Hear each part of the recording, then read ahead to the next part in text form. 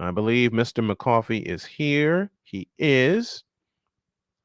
And do we know what's on his mind this morning? Are we going to know? You're going to find out right now. This coffee with McCarthy is sponsored by Steph Curry Cognac. One, and it's lights out.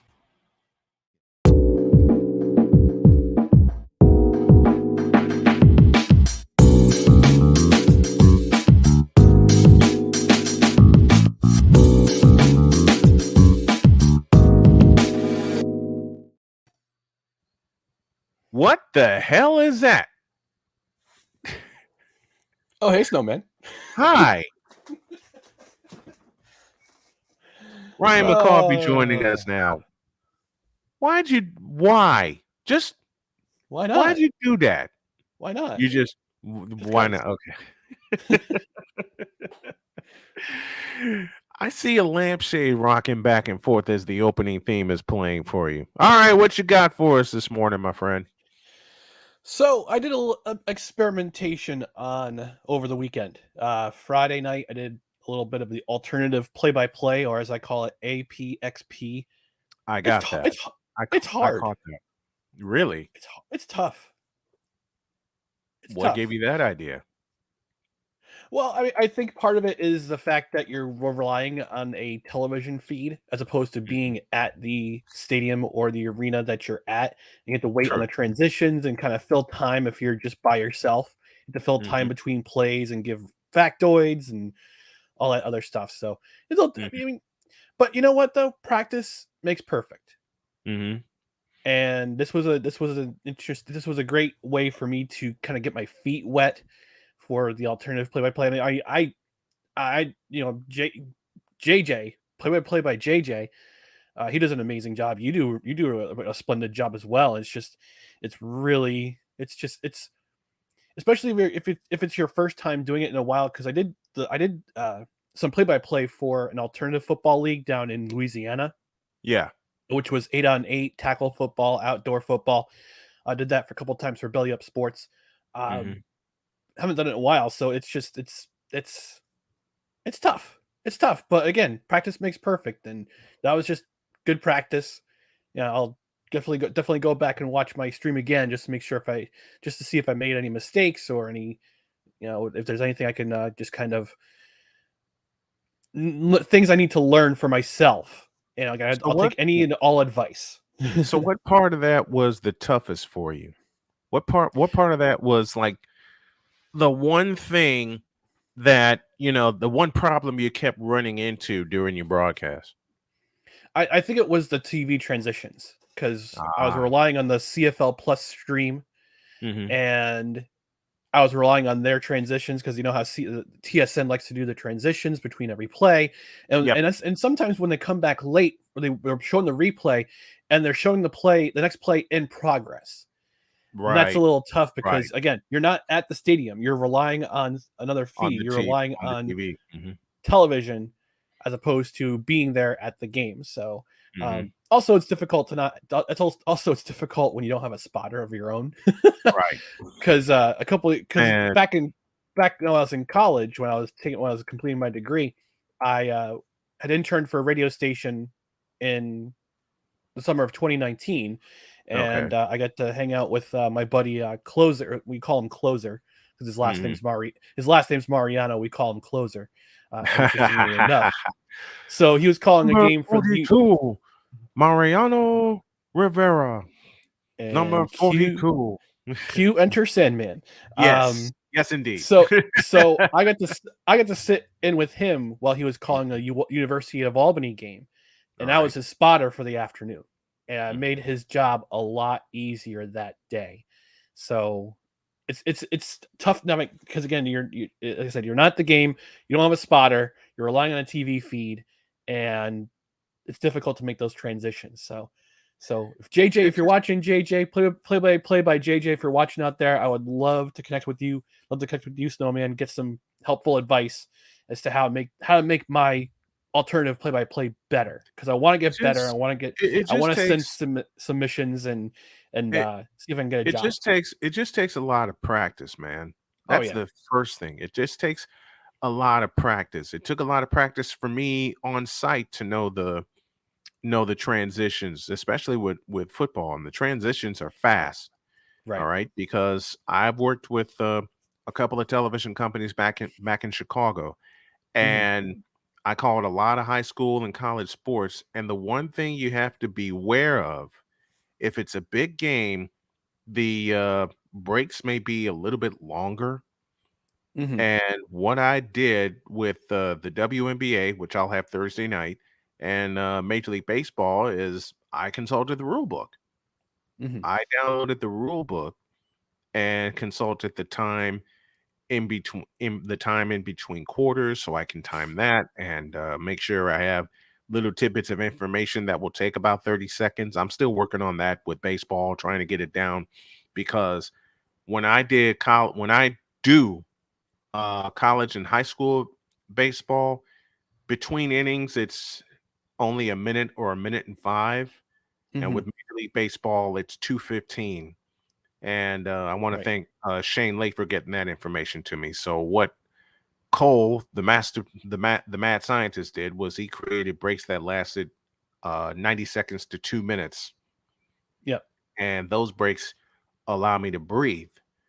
Mm-hmm. But with the CFL, I would suggest that you consult the CFL rule book Mm-hmm. and look at their timing. I'm guessing it's about 2 minutes in between quarters. That's a guess, Mm-hmm. and I'm basing it on NFL breaks. But Right. and there's something else I'm doing. I'm consulting the NFL because I plan to do Sunday Night Football, Mm-hmm. because um, wife has given me a rule: at the end of Friday, I am hers until the end of the Colts game on Sunday. They're like, okay, I can deal with that. 2.5 days with my wife. Oh yeah, I can definitely deal with that. There should be no argument there, Snowman. No, hell no. Hell no, there's no argument. She loves football. Good. She loves football. So there's a possibility that if I do a stream on a Saturday with college football, she'll join me. I know Mm-hmm. Dietz will. Mm-hmm. As we're planning that, she'll just want to know what games we're talking. She'll just want to know what games we're talking about, or I what would games. love to. I What would games love to we cover. hear yeah, I would love to hear the female perspective of a football Me fan, too. just watching Me too. watching a game and observing. And because I remember back in the day, I had talked to a friend of mine. We were at a I don't know Hmm. if you remember this. Mexican chocolate, courtesy of Ryan McCarthy, by the way. Mwah. And my eight friend, o'clock, I want, 8 o'clock break. and 6:30. I get it. No, I that's the get it. brand name. No, that's the brand Oh, name. that's 8 the o'clock. brand name. Well, Yeah. you can call this 6:30 because that's the time I got up this morning. So salute to There you you, go. sir. And I want a My back birthday itches. present of this. I'll work on it. But I've had female announcers with me, and I've enjoyed every minute of their perspective. And all of them ask me, how can you keep up with the players' names or learn the players' names so fast, especially when I was doing college basketball at Chicago State and later Loyola. They would ask me, how can you learn the players' roster so fast? I said, well, I do some studying the night before. Especially, it's especially important. It's like cramming for an exam when I'm asked to sit in, because I was the alternate announcer at Loyola University for women's basketball for 4 years. Thank you, Tom Westenfeld, for that opportunity. And that came about by accident because he knew I did a lot of play-by-play for high schools, and he was the voice at Loyola. He did women's basketball. He covered men's basketball. And he called me one day, and I didn't have any plans that weekend, none. And he goes, "Can you sit in for me at Loyola?" Sure. Who's the opponent? He told me who the opponent was, so I immediately went upstairs to my office, and I started digging. I started doing research. Let me tell the prospective play-by-play announcers this: if there's one thing you're going to do a lot of as a play-by-play announcer, is research. You're going to do it before the game, you're going to do it during the game, and you're going to do it after the game. Because if you decide to take this on and make it even a weekly game, and I know some folks that do I know. Look, Robert Ford of the Houston Astros is one of my best friends. Dave Sims, TV voice of the Seattle Mariners, same thing. I see the research that they do, and it's nuts. I see the same thing for Matt Taylor, who joins me every week talking Colts. Yep. Same thing. The research is, and I know you did this before your game Friday night. I know the research had to have been crazy for you, getting ready for it. Yeah, the one of the other difficult parts was the fact that the depth charts didn't come out until Friday morning of the game. Right. So that was a bit difficult. Although I knew some of the news about the Hamilton about Hamilton. Yeah, because we covered the CFL here. You know, for those of you that think we don't do anything else, we cover the CFL. All right. I had a weekly show. I had to scrap it for this year because I had so much on my plate, but we cover it here. But getting the depth charts is a pain in the ass. Trust me. I've made many a call and researched many a website. And with what Dietz and I are going to do this year, I know getting the depth chart is going to be paramount for me, because what I do, and you may want to try this, what I do is I draw the depth chart. I have the information and I make spotting boards. And it's something that I've always done in my 20 plus years of doing football. I always have spotting boards, and it's one thing that Jody always gets on me about doing my spot boards early for the game I'm going to cover. And sometimes she helps me in doing it. And that's one of the best things about, having Jody around, when she helps me with my broadcast and helps me get ready for it. And it just helps, like you said, to have that female perspective. And Jody's basically in charge of in-studio production here, and she tells me, do you have everything ready? Are your reads ready? And things like that. You want to be as prepared as possible. And what I would suggest you do is consult the CFL book and look at the timing. Okay. In between quarters and everything. The transitions you can't do anything about, because you're relying on a television feed. And the best thing for you to do is talk about the replays, set up the down, set up the distance. And when they quickly come back and then they're into it, you can just go into the description. That's the best you can do, because TSN loves having like 30-second replays instead of 15. Yeah. That's been TSN's tradition. Hey, I was a subscriber to TSN Online. Trust me. They love their transitions, whether it's baseball, whether it's hockey, or things like that. So what you need to do is prepare yourself for like a 30-second transition, or up to 30-second transition. Set up the play. When they come back and they're in motion, you say something like, back to live action, Crumb back to throw, steps into the pocket, and then you continue on with the play. That's how you can counter those. That's how you can counter those transitions. Speaking of Dustin Crumb, he did it again. He did it again. 2 weeks in a row. He did it again. The Ottawa Red Blacks, I nearly called them the Rough Riders. I'm old school. That's okay. The Ottawa Rough Riders are nothing to play with right now, with Dustin Crumb leading them. If you really wanted to go obscure, you call them the Renegades. Oh, I remember the Renegades. Orange was one of their colors. I have a story about the Renegades. Okay. So, 2001, I went up to Montreal. I went to the Grey Cup in Montreal. And nice. Yeah. Nice. Yeah. That's what my ticket. Was this at Molson Stadium? This was at Stade Olympique. Oh, Olympic Stadium. Okay, so you were playing at the Big O. Okay. Yeah, I went to the Big O, and I got really great seats for $75. Lower bowl, I think the 25-yard line, I want to say. In Olympic Stadium. Seats. Yeah, Olympic Stadium. Something else, man. Something else. So on Saturday morning, I'm walking down. I'm trying to remember which street it was. I want to say it was St. Catharines, but it could have been the street up. That's right, because they didn't move to Molson until 2014, I think. No, they moved. I have another story about that. But back to this story. Back to the original story. So I was walking down getting breakfast, and I walked in, and there's 3 gentlemen behind me at this breakfast place. And I was just by myself because travel. When I travel, I tend to travel alone. If I go somewhere for a sports destination, I go by myself. Well, Yeah. that's back in the day anyway. So I'm just by myself. These three gentlemen walk in, and they're from the city of Ottawa. They're representing the Yeah. city of Ottawa. They're from the government, from their city government, and we talk. We're just like, "Whoa, what are you doing? What are you doing up here?" It's like, "Where are you from?" I said, I'm from originally from upstate New York. I'm from around the Capital Region area, the Albany area. Like, "Oh, what are you doing?" Right. I said, "I'm Right. checking out the Grey Cup." It's like, "Wow, you came all the way up here for the Grey Cup." I'm like, "Yeah, I love the CFL. I love football, period, and I wanted to come up and enjoy the game." And I bought this ticket back, last year when I originally wanted to go. So we got breakfast, and one of the gentlemen hands me a hat for the Ottawa Renegades. I still have that hat somewhere.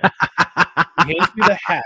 He hands me a Nice. pin, and he invites me to the city of Ottawa. They're hosting a Grey Cup party at the Queen Elizabeth Hotel. So that Wow. afternoon, I go to that party. I go. The Grey Cup is there. They have the owner of the Ottawa Renegades at the time. He was there. Got to meet him. Got to meet Eric. I think it was Eric Tillman, who was the GM at that time. Yeah. Got to talk to him a little bit. Introduce myself. Just talk to people, random people. They loved the fact that an American was coming to check out their game, and it was a blast just meeting these guys. Just randomly happen to meet these guys. I get a hat. I get invited to a party, and it's a story for the story for my own Nice. storybook. Yeah, Very nice. yeah. Very nice. Well, when I do my stadium tour, I already have a plan to end it in Vancouver at the Grey Cup next year. But I have the feeling it's going to continue because I already have like a 2-year plan in mind. I got to go over this with Jody, and I think she's got a surprise for me to help raise money for it. But I'll talk about the stadium tour at the top of the next hour. Actually, I do But have a question for you. yes, yes, sir. So, out of all the stadiums you're looking to go to, which stadium are you looking forward to going to the most, and why? I'm betting it's Levi Field, but I'm That's suspecting it's one of probably going to be a 4. surprise. That's one of 4 that I'm looking forward to the most. Okay. Of course, Levi's Stadium. I never had a chance to see Candlestick Park, but I want to see Levi's Stadium. I want to see all the stadiums in San Francisco. Levi's, Chase Center, Oracle Park. I want to see them all. I want to see the new house. I want to see the new Yankee Stadium and sit in the press box I've because been Mike to, I've been Francesa, to Yankee Stadium. Yeah. nice. I want to see Yeah. I want to tour the new Yankee Stadium. I want to see the press box where John Sterling sits because that's what I did in Kansas City.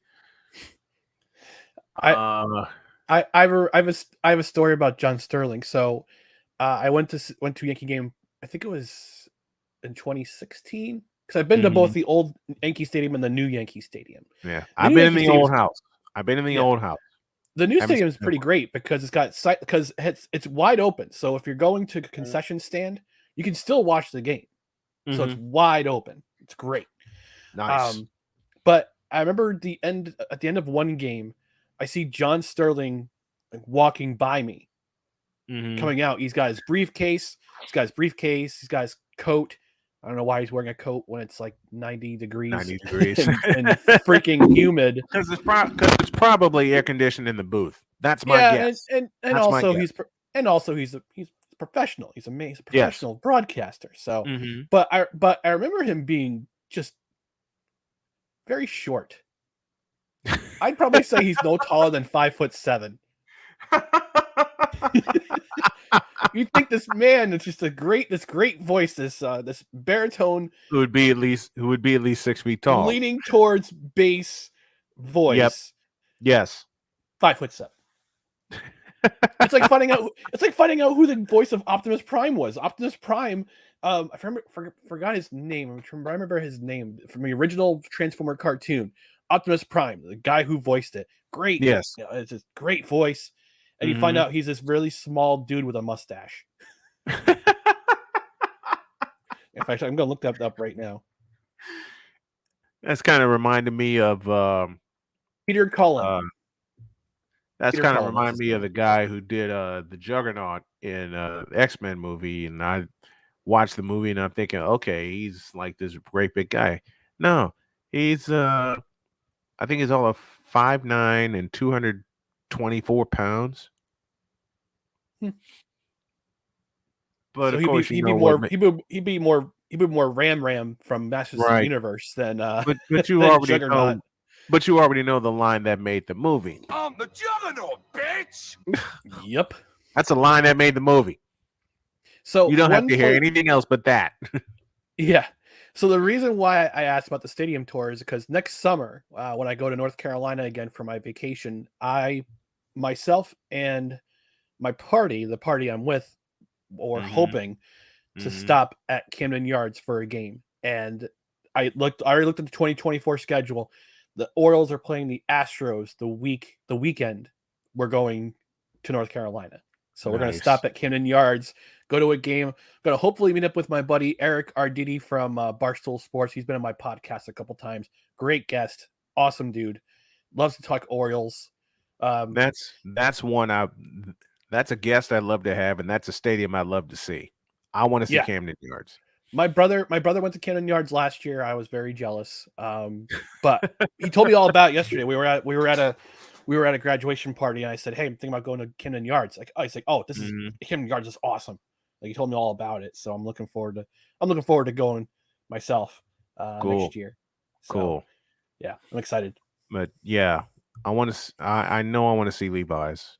I'm praying we get no, f that. We're gonna get enough traction that we go see Allegiant Stadium, and I'm already You mean the planning world's largest Roomba?